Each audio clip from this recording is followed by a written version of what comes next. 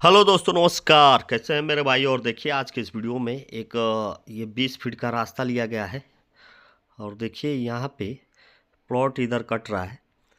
और देखिए यहाँ पे तत्काल कब्जा है और उसके बाद रजिस्ट्री है, आप करा सकते हैं। लोकेशन बता दें, गोरखपुर करजहा मार्केट में। ये मेन रोड से मात्र 100 मीटर की दूरी पर ये साइड है।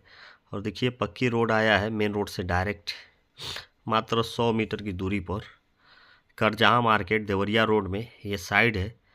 और देखिए यहाँ से 20 फीट का रास्ता लिया गया है जाने के लिए। जो मारुति खड़ा है वहीं पे साइड चालू हो जा रहा है।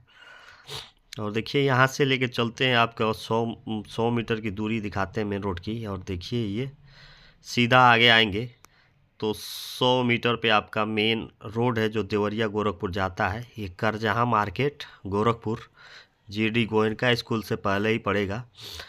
और देखिए यहाँ पे तत्काल कब्जा के साथ रजिस्ट्री है। और रेट की बात करें तो 1800 रुपया मात्र स्क्वायर फीट के हिसाब से मिल रहा है। इसमें अगर आपको चाहिए तो देख सकते हैं। ज़्यादा नहीं, 4-5 प्लॉट बचा है, बाकी और सेल हो चुका है, बाउंड्री चौका है। कोई सिवान के लिए है तो कोई देवरिया के लिए है। तो इसमें भी आप देख सकते हैं अपने लिए घर बनाने के लिए। करजहा मार्केट